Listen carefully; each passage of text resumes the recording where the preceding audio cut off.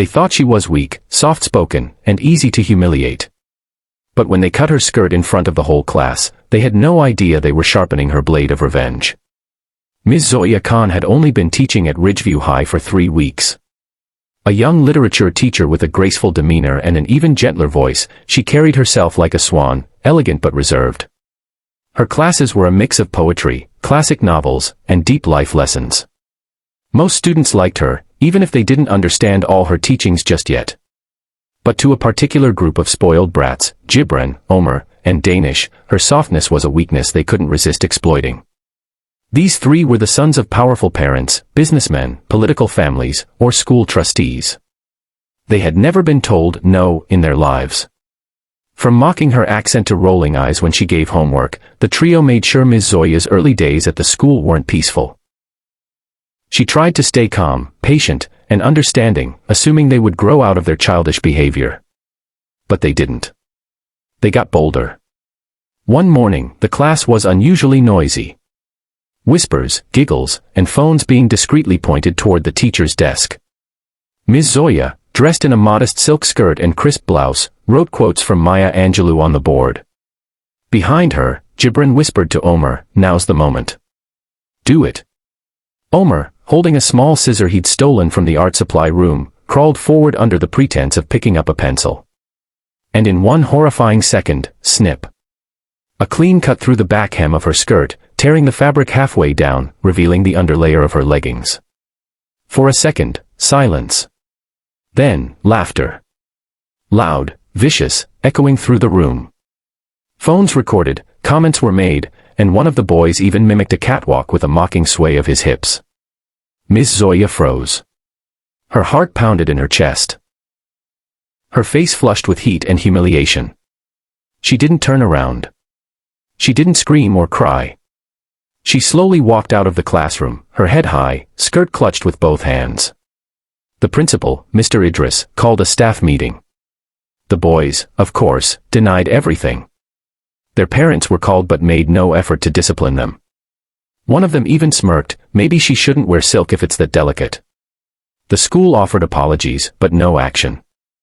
Zoya was told to be the bigger person. Her requests for suspension were ignored. That night, sitting alone in her tiny apartment, Zoya stared at the shredded fabric in her lap. Her eyes burned, but no tears fell. That night, something broke inside her. But also, something awakened. The next morning, Zoya walked into class wearing a martial arts gi instead of her usual skirts. Her hair was tied tightly. No makeup. Just a fire in her eyes that none of the students had seen before. She picked up a marker and wrote on the board. "Respect is earned when courage replaces fear." That day, class didn't begin with poetry. It began with truth.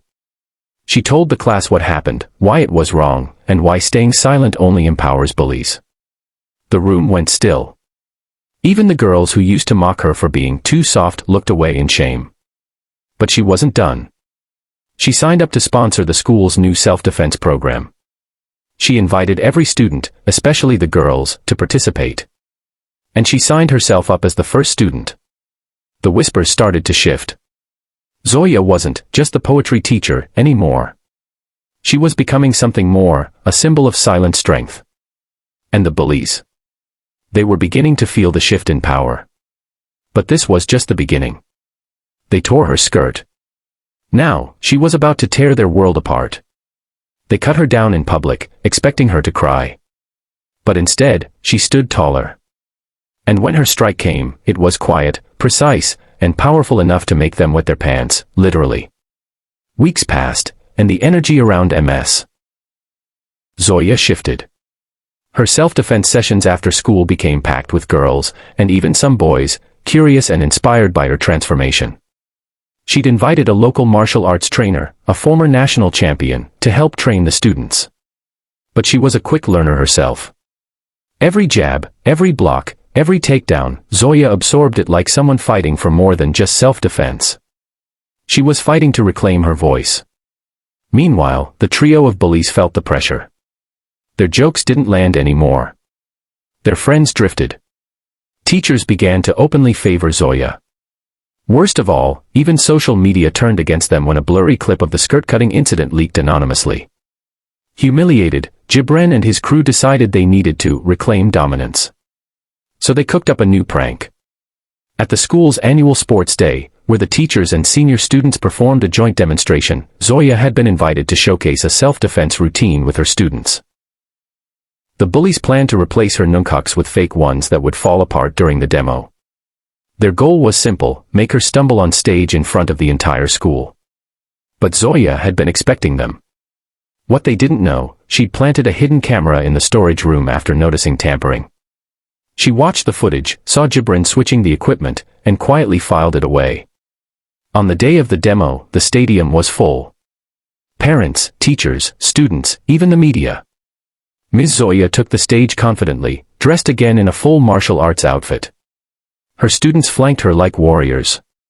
The crowd waited. Gibran smirked, waiting for her embarrassment. But when Zoya opened her duffel bag, she didn't pull out the sabotaged nunchucks. She pulled out a projector remote. The big screen behind the field flickered to life. And there, for everyone to see, the CCTV footage played. The audience gasped as they watched Gibran tampering with the equipment, laughing while pointing at Zoya's name label. Then the mic in Zoya's hand crackled. This is what bullying looks like. But more importantly, this is what truth looks like. The stadium fell silent. Principal Idris stormed onto the stage, demanding explanations. The boys tried to flee, but it was too late. Teachers, security, even their own embarrassed parents rushed to the field. Omar was so shocked, he froze in place and literally wet his pants in front of everyone. The humiliation was complete. The boys were suspended. Their parents, ashamed and furious, offered public apologies. Zoya, meanwhile, was awarded Teacher of the Year. News outlets picked up her story, hailing her courage, dignity, and intelligence. But none of that meant more to Zoya than what happened after the event. When a group of her girl students gathered around her and said, "You didn't just teach us poetry. You taught us how to fight back, with grace." And just like that, she'd won. Not with fists. Not with shouting. But with strength, truth, and silence sharper than any scissors.